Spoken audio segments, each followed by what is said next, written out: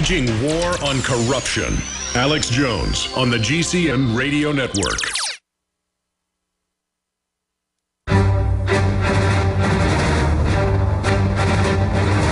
Big Brother, mainstream media, government cover-ups. You want answers? Well, so does he. He's Alex Jones on the GCN Radio Network. And now, live from Austin, Texas, Alex Jones. Welcome back to the Alex Jones Show. I'm David Knight, your host today. We're going to be talking to Peter Van Buren in the next segment. Now, this is a man who had 23 years experience at the State Department, and he wrote a book about the failed efforts in Iraq. How We Lost the Hearts and Minds of Iraq was the subtitle of it. We Meant Well was the main title of that book. He's now written another book about the difference between the 99% and the 1%, essentially going back to the idea of the grapes of wrath, but putting it in a different setting. Instead of the Dust Bowl, the Rust Belt, he calls it the ghost of Tom Joad. And, of course, that was the central character, the Henry Fonda character, if you saw the movie. And he's talking about the not the rapid collapse like the Great Depression, but the continual decline of America into a kind of a world where even a smaller number than the 1% are controlling everything. We know that we see the massive consolidation not only in banks or insurance companies, in communication companies. We see that everywhere. There's an article up on Infowars.com right now, profiteering on the banker deaths. Regulator says the public has no right to details. J.P. Morgan could potentially hold upwards of $179 billion of life insurance on their employees. And, of course, it's been kind of an ongoing puzzle as to how many of these bankers who are making so much money just keep jumping out of buildings as if the Great Depression had already hit. And they say on this story here that as of December the 31st, 2013, J.P. Morgan held $17.9 billion in bank-owned life insurance assets. So I think it's $17 billion, maybe not 179. A dark corner of the insurance market that allows banks to take out life insurance policies on their workers and secretly pocket the death benefits and receive generous tax perks subsidized by U.S. taxpayers. There you go. Now, if you had a murder mystery, and it is a mystery how many of them are committing suicide. If you had a murder mystery and somebody had a $18 billion insurance policy on them, you might consider them to be one of the prime suspects. But, of course, that would be a conspiracy theory. What is not a conspiracy theory is the continually doubling of the number of people that are going to be sent back to Iraq. It started out as 0, and it's 300, 500 now. Today we have a story up on Infowars.com that 800 are now going to be sent back to Iraq, according to the State Department and Obama administration, the Pentagon. But, of course, we've had word that a lot of soldiers are being told that their entire unit is being trained to go back to Iraq and to be deployed there. So we're going to be talking to Peter Van Buren as somebody who spent time in Iraq. We want to ask him what's going on there, get his take on it as somebody who spent a great deal of time there trying to essentially create a democracy in the ruins of what the American government had done to that country. I also want to talk to him about this story that came out on Sunday showing that Blackwater had just a couple of weeks before this massacre in 2007, where 17 civilians, including a 9-year-old, were shot and killed, a State Department investigator was threatened by Blackwater's top manager there and told that he could kill the government's chief investigator and, quote, no one could or would do anything about it as we were in Iraq. And according to this article by James Risen, American embassy officials in Baghdad sided with Blackwater rather than the State Department investigators as the dispute over the probe escalated in August 2007. The officials told the investigators that they had disrupted the embassy's relationship with a security contractor and ordered them to leave the country. And Gene C. Richter, one of the investigators, wrote in a memo to the State Department that James Risen got a hold of and said, Blackwater contractors saw themselves as above the law.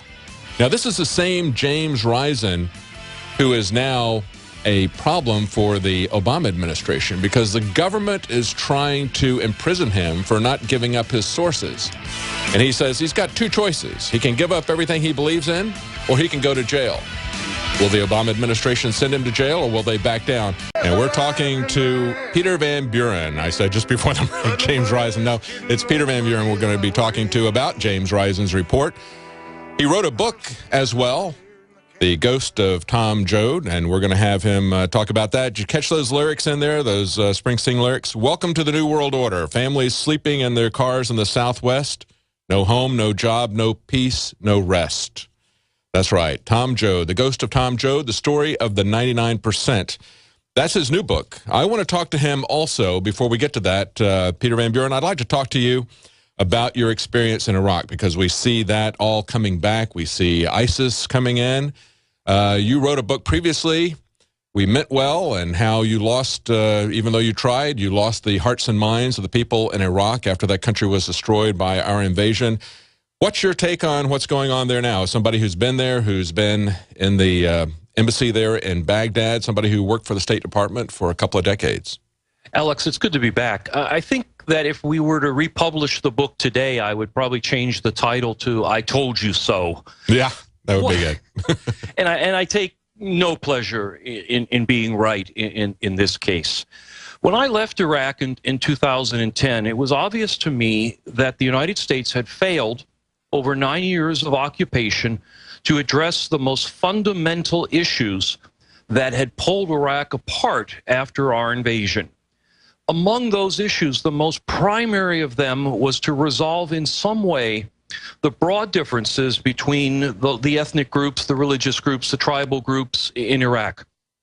And we'll use the terms Sunni, Shia, and Kurd here in a broad way, because I know many of your informed listeners understand that within each of those groups there are subgroups, and many folks who identify with the Sunni bloc are actually expressing tribal connections more than religious connections and so on. But for simplicity's sake, we'll stick with those three terms. Iraq was never a nation prior to World War I. It was created artificially by the British after the war as they took apart the Turkish Ottoman Empire. And the British sort of said, well, let's draw a line here, let's draw a line there, and hope it all works out. They actually grouped together people that did not get along, did not like each other, did not see themselves as all part of the same country in this case. The Sunni group covered a number of borders, mostly overflowing between what's now called Syria and Iraq. The Kurds imagine themselves an independent people, but their homeland, if you will, crisscrossed borders with Turkey, with Iraq, with Iran, and some other places in the neighborhood. The Shias saw themselves as a group that crossed the Iraqi border into Iran, but none of this mattered. None of this mattered. Lines were going to be drawn, and off we went. After periods of relative stability and instability, Saddam Hussein took power, and in his sense, using what clearly were terrible techniques of repression, kept a lid on all this, basically brought the groups together enough that they held as a nation state. When somebody got out of line, he used a lot of force to bring them back into line. It was imperfect, it was horrible, but it worked in the Middle East to maintain what diplomats call a balance of power, an uneasy set of relationships. That's the history lesson. Now let's take a look at where we are today. The Iraq of today is chaos. The United States tipped over the anthill in 2003 when we did away with Saddam. We not only took out one bad guy, we actually destroyed civil society in Iraq. I saw this myself. There was no electricity. Nobody was picking up the garbage. There were no water. People couldn't even send their kids to school because the United States threw the teachers out of work, claiming that they were members of Saddam's political party and couldn't be trusted anymore. Well, it's one thing to kick over an anthill. It's one thing to break stuff. That's relatively easy. It's another thing to try to put something back together.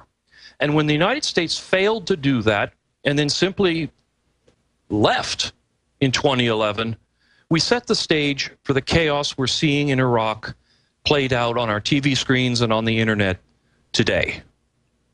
You know, you were there about what time? Because I was looking at this article that came out on Sunday from James Risen on the New York Times talking about what was going on with Blackwater back in 2007. What time frame were you there? I was actually in Iraq between 2007 and 2009, excuse me, and 2010. But I saw Blackwater, or whatever name they were going on at that time. They changed names an awful lot. The same way, you know, if you're kiting checks or defrauding credit card companies or running away from an ex-spouse, you know, you got to keep on the move and change names. That's right. And I forget what they were named. We'll call them John Smith during the time I was there.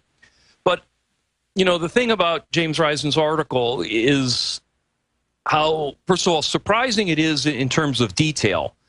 As your listeners certainly know, the State Department investigators who went out to look into what Blackwater was doing were threatened with murder.